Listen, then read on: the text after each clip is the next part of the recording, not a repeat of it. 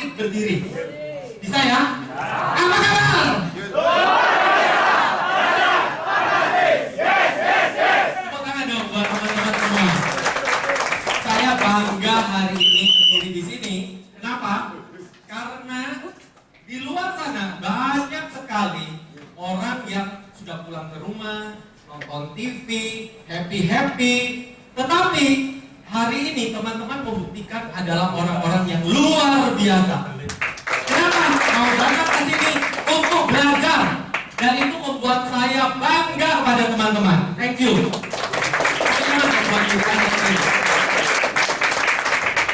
Saya sebenarnya kalau sudah besok lusa saya sudah berangkat ke Lisbon untuk Presiden Kabinet Club, langsung start club Barcelona ya. Biasanya 2 minggu sebelumnya pergi, saya selalu nggak mau jadi speaker. Biasanya begitu. Kenapa? Saya ini orangnya gampang apa ya? Sejak 2007 itu pernah sakit-sakitan. Ya, 2007 itu saya pernah seminggu sehat, seminggu sakit, seminggu sehat, seminggu sakit. Ya, waktu itu saya nggak tahu penyakitnya apa. Saya pikir daya tahan tubuh saya ini apa ya, sangat lemah gitu. Tapi ketika saya selidikin, ternyata di tenggorokan. Jadi waktu itu sudah dioperasi tonsilnya, akhirnya sembuh. Ya, tapi masih menyisakan sedikit trauma. Jadi tiap kali mau pergi panjang gitu ya, saya nggak mau untuk jadi speaker.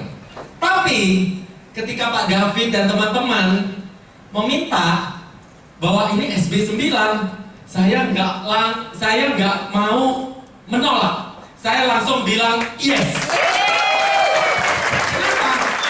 Karena Anda adalah orang yang spesial. Ya, jadi teman-teman, SB9 Pak David adalah sahabat saya. Beliau adalah orang yang sangat spesial dan saya sangat mengagumi beliau dan tim-tim yang berdiri di belakang. Jujur aja ya, saya kadang-kadang minder loh kepada mereka. Ya, jadi teman-teman harus bangga kepada leader-leader Anda yang di belakang. Kenapa? Karena mereka sudah membuktikan adalah orang-orang yang hebat. Tepuk tangan dong. Saya akan memulai cerita ini simple. Hari ini saya nggak mau berat-berat. Saya tahu Anda tadi siang udah capek. Saya maunya simple, nyantai, tapi kita akan dapat sesuatu setelah pulang. Mau? Mau. Mau ya? Saya akan memulai dengan satu buah cerita. Zaman dulu ada seorang raja. Ya, ini cerita udah sering saya ceritakan, tapi saya yakin karena banyak wajah baru, banyak yang nggak tahu cerita ini ya. Jadi ini ada cerita seorang raja yang sangat-sangat kaya. Dan raja ini punya seorang putri yang cantik jelita. Putrinya 17 tahun, belum married lagi.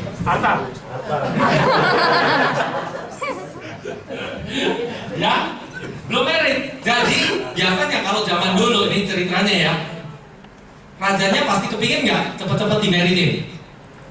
Pasti ya. Terus akhirnya dia bilang apa?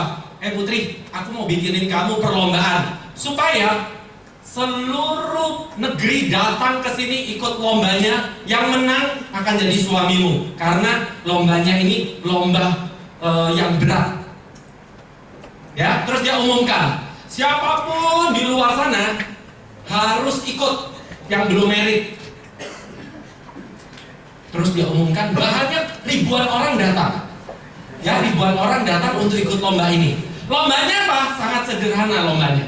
Lombanya adalah renang dari sungai pinggir sebelah kiri ke sungai sebelah kanan. Panjangnya 100 meter. Gampang atau gampang? Gampang, bener yang bisa renang, nggak bisa renang nggak susah ya. Ternyata bisa renang semua, zaman dulu itu harus bisa renang semua. Akhirnya semua berdiri di sana. Ya ada pemudanya, yang subur juga ikut. Ikut maunya kan punya istri ke-10 ya, jadi ikut ya. Ya semua ikut ya. Ada duda juga, ya. Ada juga yang istrinya nggak tahu di mana dia mau ikut juga. Pokoknya mau ikut ya semuanya ya. Kemudian rajanya mau memulai lombanya. Pada saat dia mau nyemprit lombanya, Rajanya bilang begini, ini mah terlalu mudah, gampang kalau cuma renang.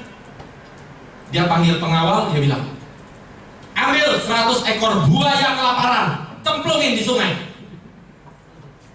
Semuanya pada, gila nih, kok jadi susah?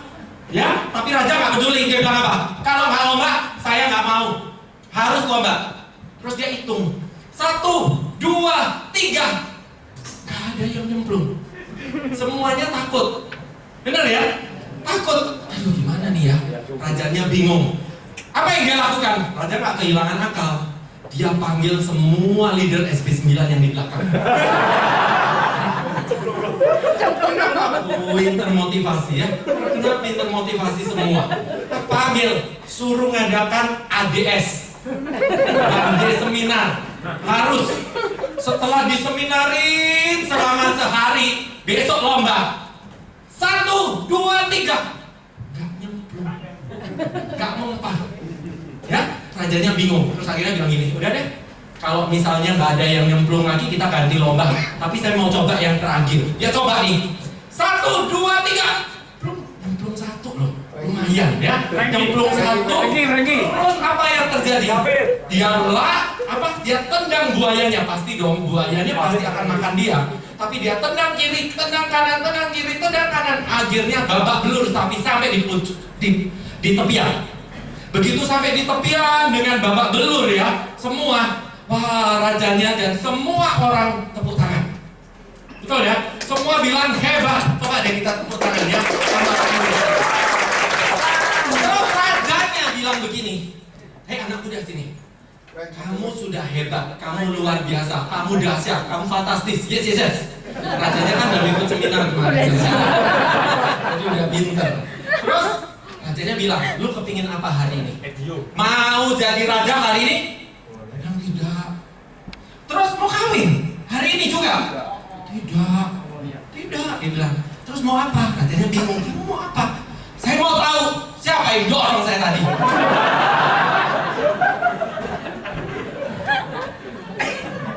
Terus rajanya bingung juga ya rajanya. Tapi biasanya ceritanya berakhir begini. Tapi ini rajanya tanya sama dia, lu tuh ngapain tahu yang dorong? Bener ya? Yang penting kan kamunya udah menang. Kan kamu gak usah tahu lagi siapa yang dorong. Terus dia bilang apa? Saya mau tahu yang dorong karena saya mau ucapkan terima kasih sama yang dorong. Teman-teman, hari ini ada di Prudential, ada yang dorong, bener? Kita beri aplaus yang meriah untuk yang dorong.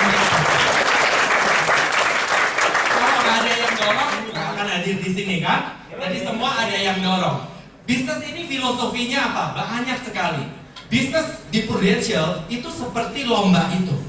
Kita harus punya yang namanya goal dulu. Pemuda tadi untuk menang, dia harus punya goal, harus punya vision. Goalnya apa? Dia jadi raja. Goalnya apa? Dia mau merit. Makanya dia punya goal itu. Akhirnya dia ikutan. Nomor 2, dia harus action. Kalau goal nggak ada action, percuma. Betul nggak? Ya dia harus action, ikut dulu. Walaupun takut-takut, tapi nanti kan ada yang dorongin. Siapa? Ya leader. Bener ya? Nah, buayanya itu apa menurut teman-teman? Siapa? Hambatan, rintangan. Bener ya? Ditolak nasabah. Buaya nggak? Buaya. Bener nggak? Ya? Mau rekrut orang, keburu direkrut yang lain. Buaya nggak? Down ya? Bener ya? Belum masuk rumah orang, udah diusir. Belum masuk udah diusir ya? Apalagi udah masuk. Buaya nggak nih bisnis ini? Banyak sekali buayanya. Tapi kalau kita berhasil melewati, kita akan dapat mahkota juaranya. Ya, sekarang pertanyaannya begini, leadernya ikut nyemplung nggak? Leadernya dorong. Kan? Leadernya cuma Dorong. Makanya di sini jangan minta leadernya ikut nyemplung. Sebentar, minta leader yang nemenin. Sebentar, minta leader yang nemenin. Itu kan artinya nggak adil ya. ini leader. Curahan hati ya. We support you. Ya, pasti yang nggak tertawa juga itu dianya ya, yang minta. Nah, prinsipnya gini, leader itu tugasnya cuma dorong, artinya dia kasih ilmu, kasih pengetahuan, kasih pelajaran. Ini loh caranya prospek, ini loh caranya closing. Ya, tapi siapa yang melakukan bisnis ini nanti sampai selesai? Kita sendiri. Coba kita bilang sama, kita nanti sampai selesai sendiri. Nah, ya, jadi jangan minta bantuan leader untuk terus-terusan. Boleh di awal-awal boleh. Thank you. Boleh ya di awal-awal, tapi nggak boleh terus-terusan. Kemudian tadi buayanya udah, visionnya udah, ya harus punya vision. Sekarang saya mau tanya, saya ajarkan satu hal aja ya. Coba teman-teman begini nih, antara mata dengan mata kita, dengan layar ini, Anda lihat wajah saya ganteng ya.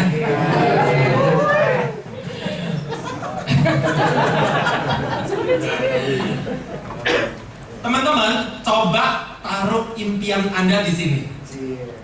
Ya, Anda mau mimpi apa? Mau jadi UM, taruh di sini. Anda mau mobil, tahun depan pokoknya saya punya mobil, taruh di sini. Saya mau ganti rumah, taruh di sini, ya. Cuma yang mau ganti istri nggak boleh ya.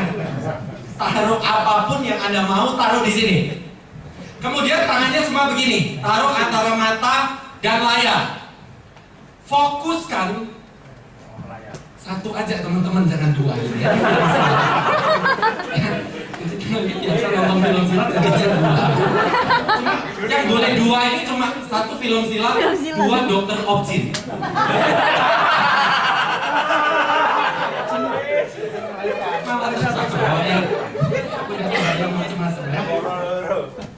Satu ya, fokuskan mata Anda sama layar. Tangannya kelihatan apa? Buram? Buram. Sekarang fokuskan mata kita sama tangan.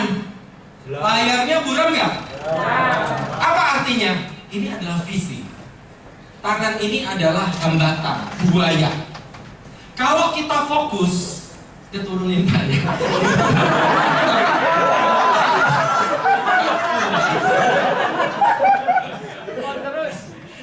Jadi teman-teman, kalau kita fokus sama masalah,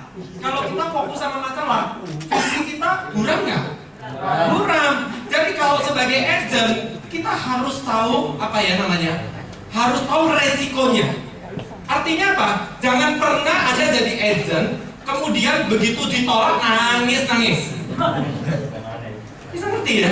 Mas saya, kita mau jadi agent harus tahu bahwa kita pasti akan ditolak. Itu. Makanya kalau kita fokus sama masalah, oh tadi saya ditolak orang, aduh saya rekrut orang gagal, aduh ini, visi kita apa? Kabur. Ya, tapi kalau kita fokus sama visi, masalah kita apa? Kaburnya hilang apa? No, nggak ada yang masalah hilang. Saya mau kasih tips ya, teman-teman. Nggak ada, masalah ini nggak mungkin hilang. Ya, masalah tetap ada, tetapi nggak kelihatan, kabur. Saya mau kasih tips supaya masalahnya hilang, mau nggak? Mau ya, ayo ke kembang kuning bunuh diri. Kalau masalahnya hilang, ya Anda mati dong. Benar nggak? Ya jangan harap masalah itu hilang, nggak mungkin. Kalau ada, saya mau masalah, nggak ada masalah di dunia ini, nggak mungkin. Ya, itu artinya Anda sudah siap-siap dekat sama atas. Gitu ya, tinggal tunggu waktunya, jebretnya aja. Jadi kalau masalah itu pasti ada, tapi prinsipnya adalah kita melihat atau melihat visinya. Kalau kita melihat visinya, masalahnya nggak kelihatan, tetap ada, tapi nggak kelihatan. Bisa ngerti ya ini teman-teman ya?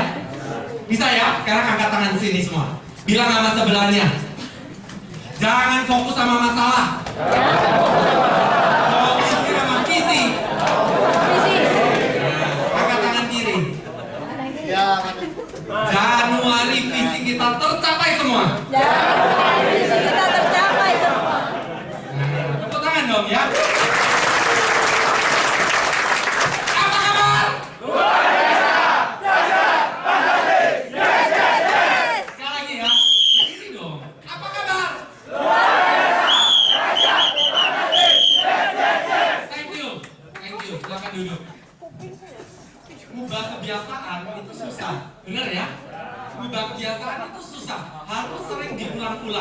Apa kabar? Anda biasanya duduk. Tapi saya ini minta suruh berdiri, kita akan cek. Ternyata mengubah kebiasaan itu susah.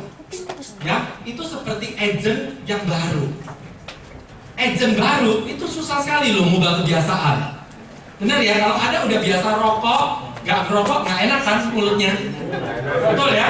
Kalau Anda sama seperti agent baru. Agent baru udah biasa, katakan Anda part time. Ada part time, udah biasa kerja, pulang jam 5, jam 6, kemudian sampai rumah. Tapi karena kita ada bisnis di Prudential, kita nggak boleh pulang sama leader. Harus prospek satu hari minimal berapa? 2. Enak nggak? Nggak enak. Bener nggak? Rasanya, masih kok rasanya hidupku nggak damai sejahtera. Bener ya? Mulainya awal begitu. Tapi itulah namanya habit. Habit yang lama jadi habit yang bagus itu memang susah. Ya, ada penelitian yang mengatakan untuk membentuk habit yang bagus itu perlu waktu 3 bulan. Dan itu nggak gampang karena banyak orang seminggu hancur. Ya, jadi hal ini Anda tahu belajar satu hal lagi bahwa untuk membentuk habit itu nggak gampang. Jadi kalau hari ini misalnya Anda yang baru-baru ya, rasanya mau mundur, rasanya nggak enak, Anda ingat-ingat ini. Karena habit yang bagus itu nggak gampang, ya berat. Jadi itu kadang-kadang godaannya tinggi untuk berhenti. Ngerti ya ini ya? Oke, next slide saya. Saya akan mulai presentasi ini. Dari tadi belum presentasi ya.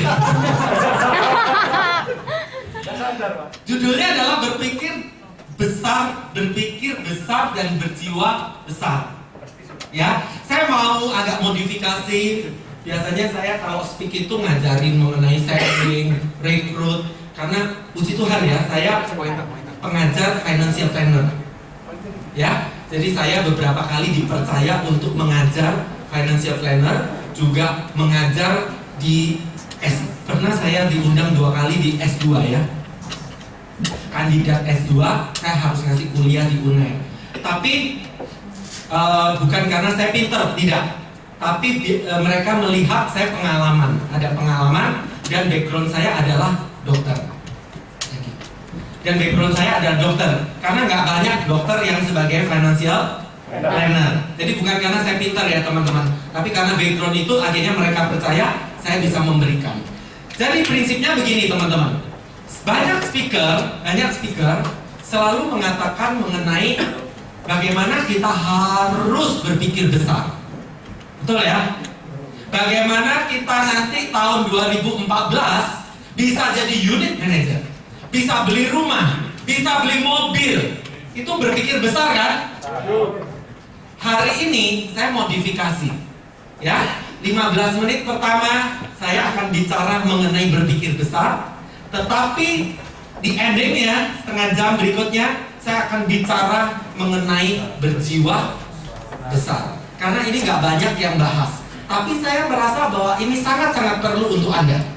Kenapa? Saya banyak sekali melihat seorang yang sangat besar, hebat, tapi tiba-tiba keluar dari Prudential, UM keluar, SUM keluar, bahkan ada AM keluar. Gila ya, saya pikir itu begini. Kenapa? Kita aja capek-capek mau ke sana, bener gak? Saya udah capek, gak menghargai apa yang dia capai, keluar. Pertanyaannya kenapa? Karena value-nya salah. Value dia cuma uang. Value dia cuma jabatan. Kita hari ini mau belajar bahwa kita harus punya value yang bagus. Kita harus punya istilahnya gini. Kalau rumah itu yang paling susah bangun di mana ya? Pondasi. Kita mau pondasinya yang kuat, nggak cuma skill, nggak cuma knowledge, tapi juga value. Dan itu yang nanti kita bahas 30 menit. Ya, supaya apa? Pada saat kita nanti besar, pada saat Anda semua jadi AM, Anda bisa menghargai jabatan itu. Anda akan menghargai agent Anda yang sama-sama merintis. Itulah yang namanya value. Jadi nggak boleh egois lagi. Jelas ya? Kita akan belajar satu. Yang pertama adalah sana ya? Kesini ya? Sorry. Vision, berpikir besar. Saya hari ini ngasih Anda 5 contoh leader, 5 contoh orang yang wajib kita kagumin ya. Yang pertama adalah Soekarno. Kita tahu Soekarno itu pernah mengalami macam-macam di penjara, 1001 macam, betul ya? Anda pasti tahu lah sejarahnya bagaimana. Tapi prinsipnya apa yang bisa kita pelajari dari Pak Karno ini?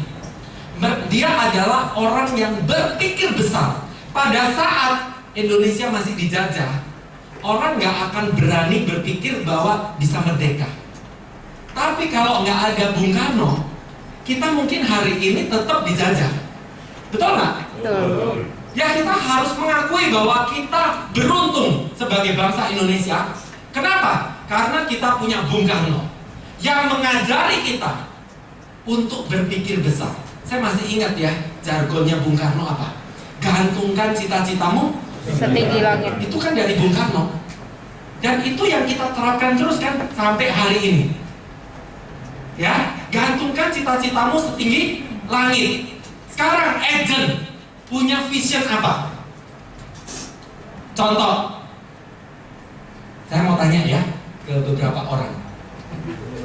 Adik, nama siapa? Hah? Juli ya. Juli punya visi apa di Prudential? Membahagiakan keluarga. Oke, gini ya teman-teman sekalian ya, saya meruncingkan begini. Kita kadang-kadang kalau untuk visi kita selalu memakai kata-kata yang bias. Kata-kata bias itu apa? Yaitu saya mau sukses, saya mau kaya raya, saya mau bahagiakan keluarga saya. Itu kata-katanya bias. Ya, bias itu artinya nggak bisa diukur. Seperti apa keluarga kita bisa bahagia? Nggak ada dong. Nggak tahu kan? Ya, harus didetilkan. Gitu. Seperti apa Juli kamu bisa membahagiakan keluarga? Luar negeri mana? Di New York ya. Dan sini. Ini unitnya siapa? Yufi ya. Nah, ini bilang dong nama berdiri. Yuli, bilang nama leader. Yufi. Ini Yufi. Ya, kasur. Tepuk tangan dong.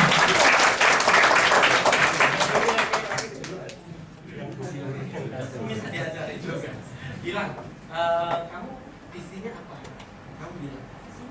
Bukan cuma sama leader ya, sama teman-teman semua. Saya pengen sukses. Jadi saya pengen sukses. Saya pengen punya istri yang cantik.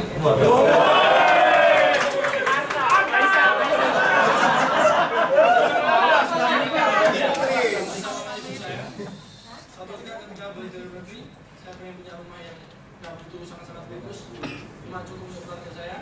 Saya punya mobil yang mewah. Rumahnya berapa? Gimana? Saya pengen di Batu. Gila pintu. Keluarga saya kurang tahu, belum tahu. Tapi saya Batu. Di dekat Bulek. Oh, Batu kota. Saya pikir Batu.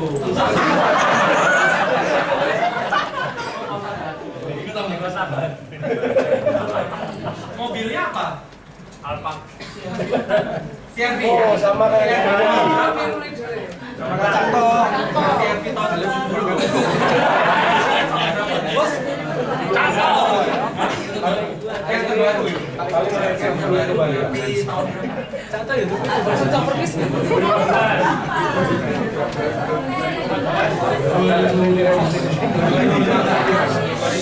CRV tahun 2015. Oh ya. Kan jelas ya. Warnanya apa? Putih. Tepuk tangan ya, luar biasa nih. Itu yang namanya berpikir besar. Ya, mungkin kalau hari ini Anda lihat akun bank Anda lihat penghasilan Anda di Prudential yang baru kecil, kadang-kadang mau beli CRV boro-boro, benar ya? Tapi hari ini kita belajar dari Bung Karno bahwa walaupun Indonesia belum merdeka, beliau udah berpikir bahwa ini saya mau mewujudkan kemerdekaan. Itulah berpikir besar. Hari ini kantong kita tipis, tapi kita bisa punya visi untuk kantong yang besar. Jelas ya? Gampang sekali. Saya nggak mau bahas terlalu banyak karena begitu banyak leader yang bahas masalah ini. Kemudian yang kedua, nah, ini ya. Siapa ini?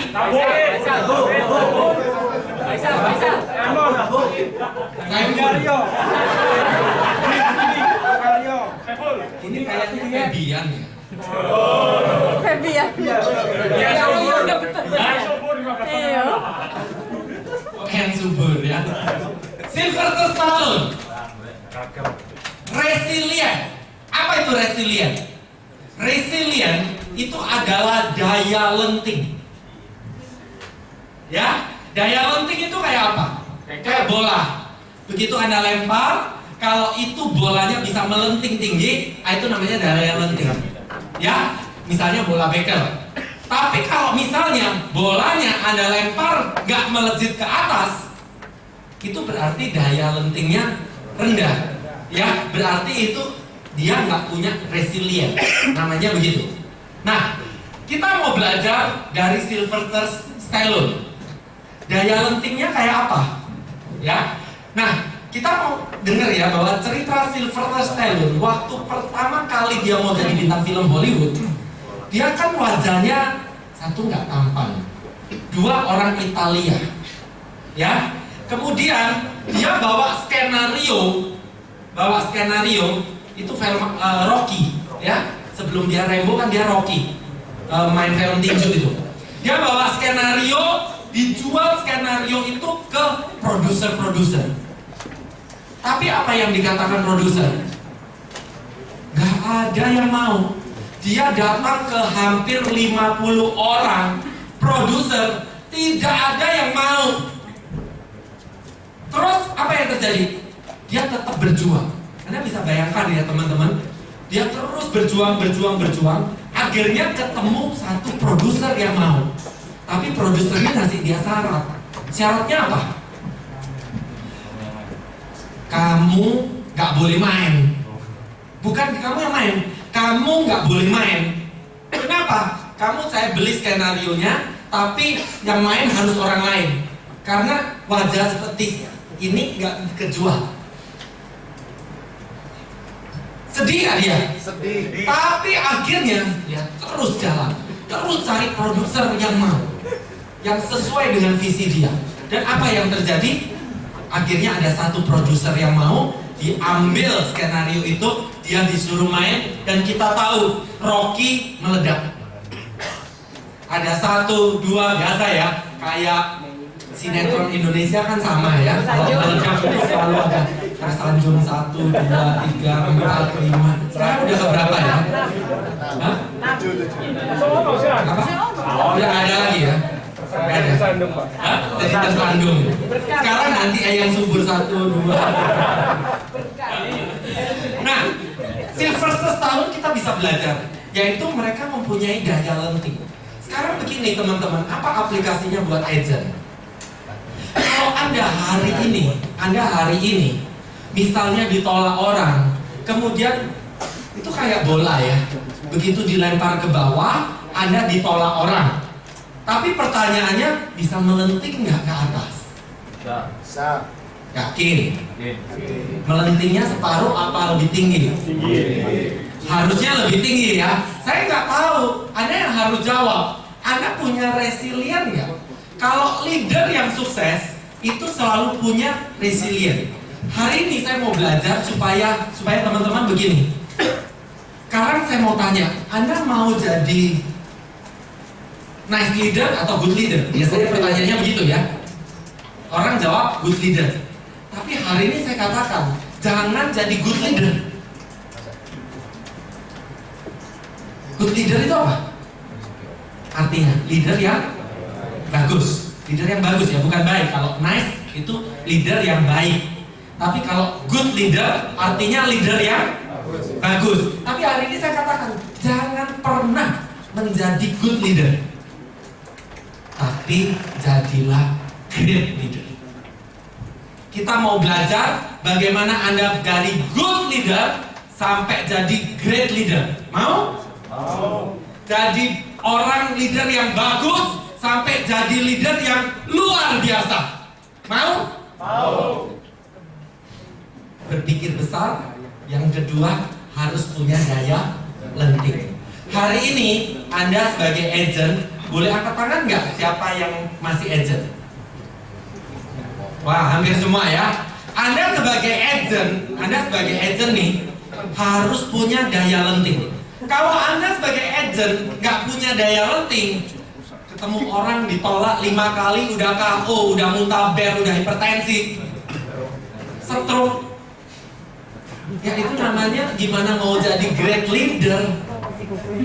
Bener ya? Anda ya sampai begitu-begitu aja mentalnya. Tapi kalau Anda mau jadi seorang yang great, mau jadi seorang yang luar biasa, harus punya resilient, harus punya daya lenting. Ya, saya pernah dengar cerita dari Pak David. Pak David pernah cerita bahwa dia sudah prospek 80 kali ya, Fit ya, baru dapat case ya. 3 bulan, tiap hari jalan, baru dapat case. Tepuk tangan dong. Ya.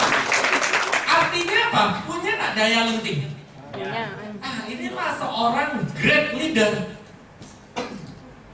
Ngerti ya? Jadi kalau kita nggak hari ini daya lentingnya kurang, ya gimana mau jadi great?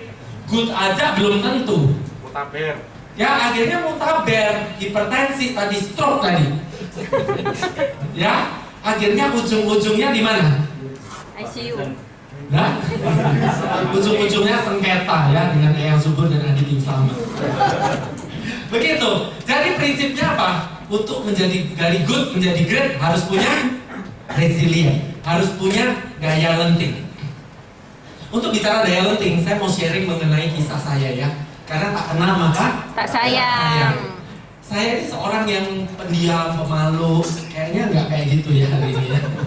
Dulu ya waktu SMA. SMA itu saya saking pemalunya, itu duduknya selalu di pojokan belakang. Kuper.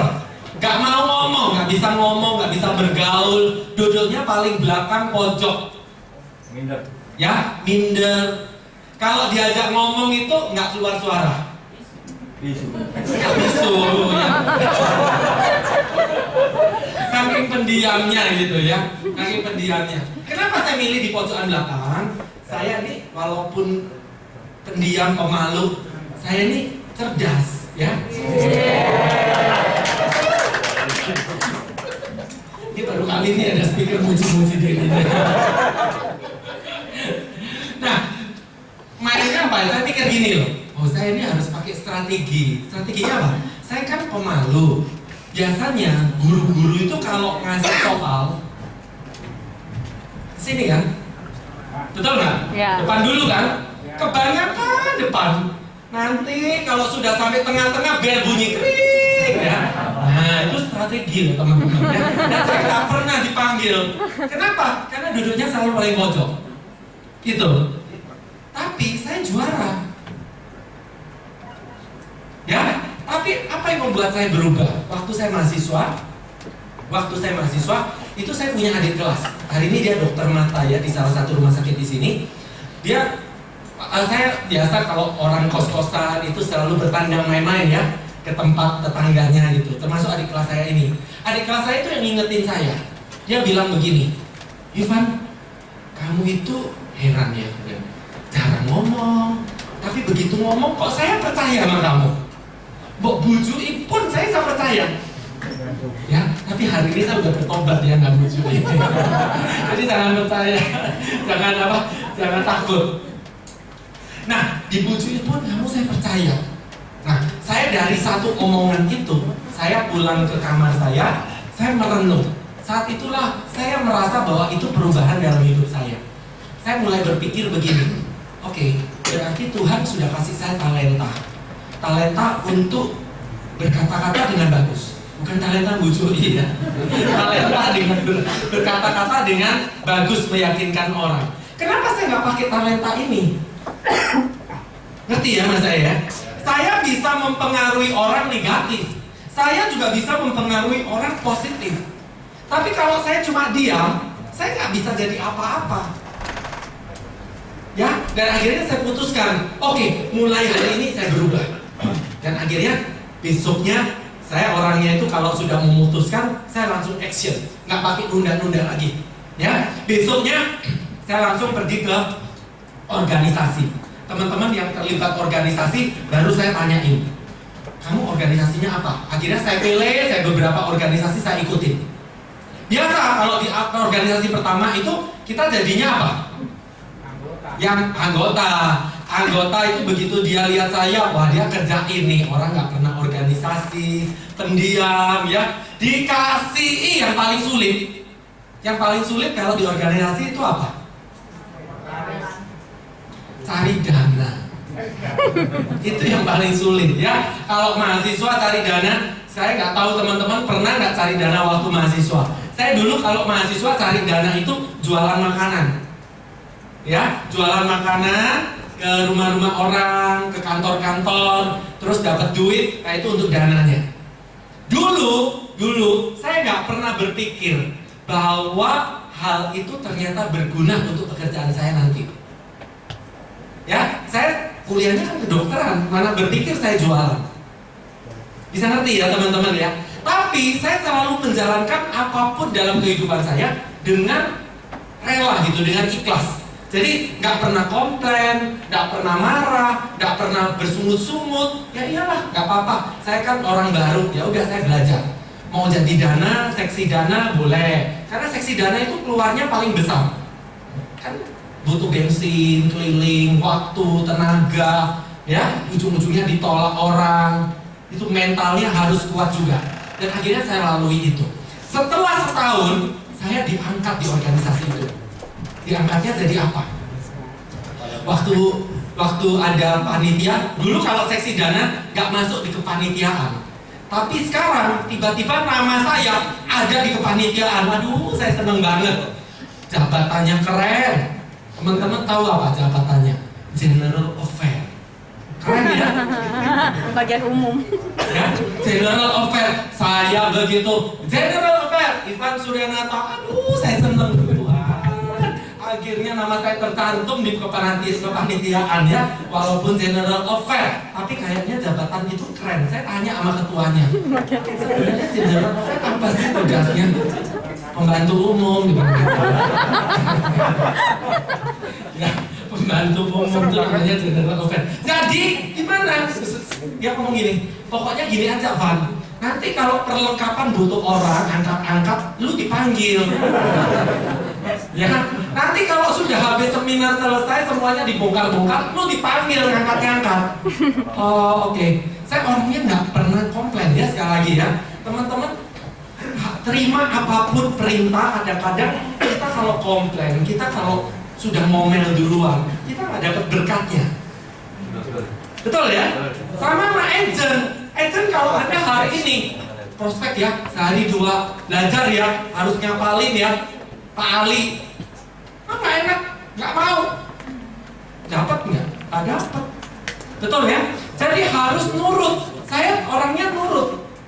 Ya, saya orangnya nurut. Jadi saya oke, saya ikutin aja. Akhirnya tahun depannya karir saya naik ya di organisasi, jadi wakil ketua, jadi ketua. Dan saat itulah saya belajar. Begitu jadi ketua, saya belajar, oh cara mengelola organisasi itu ternyata begini ya.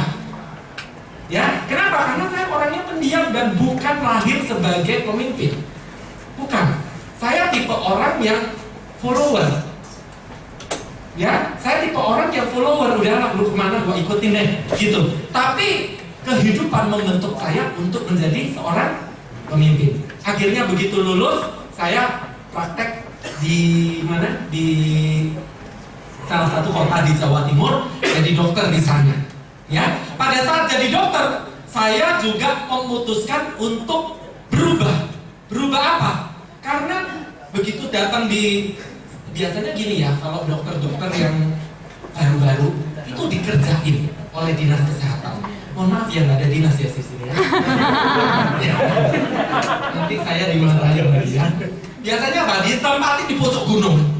Jadi saya ini ditempatin di pojok gunung yang kesananya itu udah ya susah lah dibilang ya.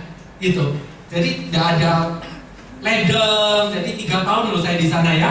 Jadi kalau mau mandi itu mompa sumur gini. Iya, kerean gitu ya, melas ya. Jabatan sih dokter, tapi kerjaan melas. Ya, sampai sana. Nah, yang saya selidikin pertama apa? Ini nggak apa-apa ya cerita kehidupan saya ya. Supaya teman-teman bisa belajar. Dan nanti ada aplikasinya di Prudential. Jadi begini, waktu pertama kali datang ke sana, saya seorang dokter baru dan saya berpikir begini. Saya harus tahu kira-kira pekerjaan saya itu kayak apa.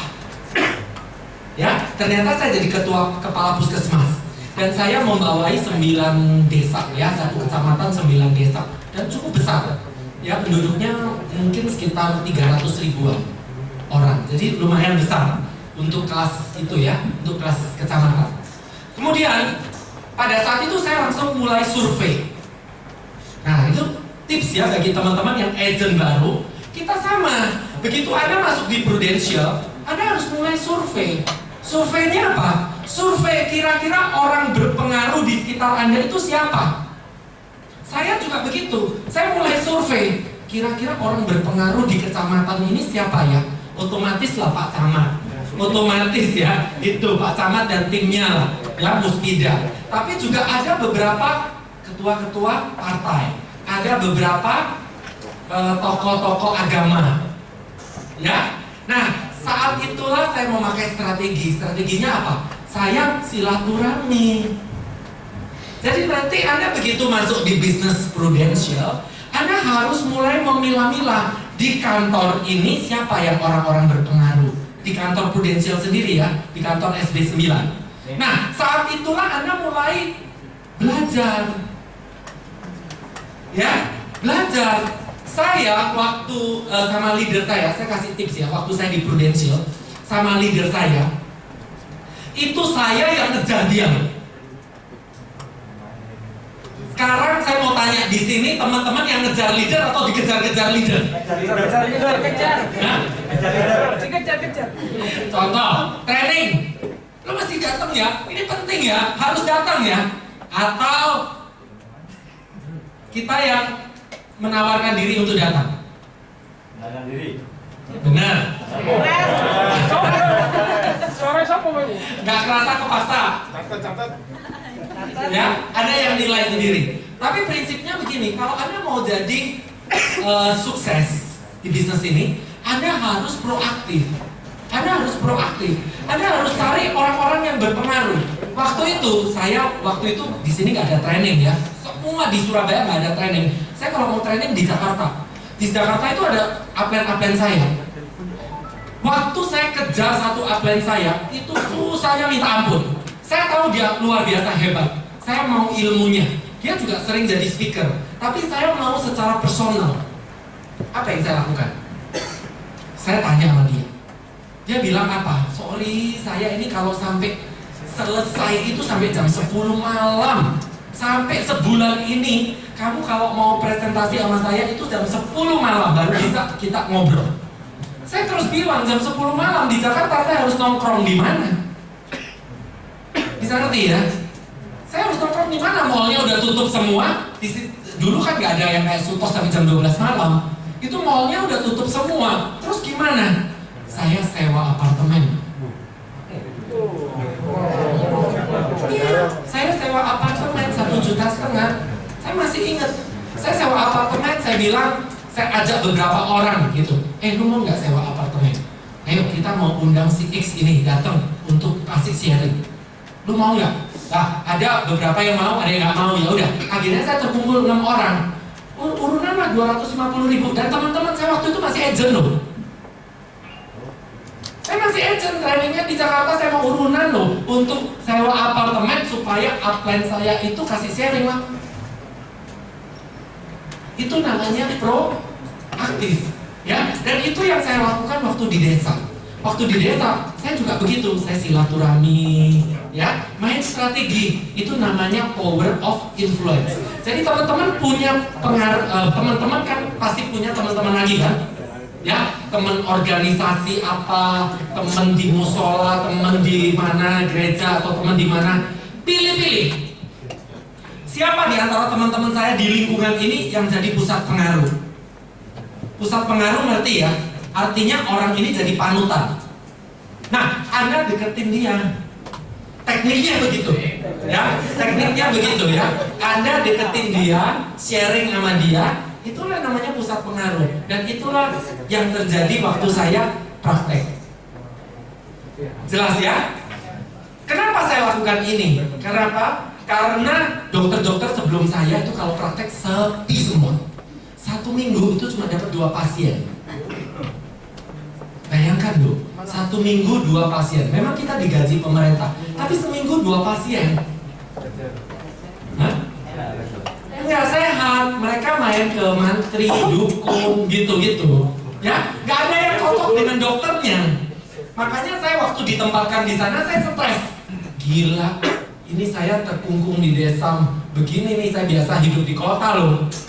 Ya, ini gimana ya supaya nggak stres? Tentu saya pertama saya doa, minta hikmat dari Tuhan. Dan akhirnya Tuhan kasih hikmat. Ya, akhirnya Tuhan kasih hikmat. Ternyata pasien-pasien pada datang. Mulai dari cara itu ya, dari cara pusat pengaruh. Jadi orang-orang yang tokoh agama ini saya gratisin semua. Ya, ini nggak bisa diterapin di Prudential ya. Tapi kan di Prudential ada proof flyer ya.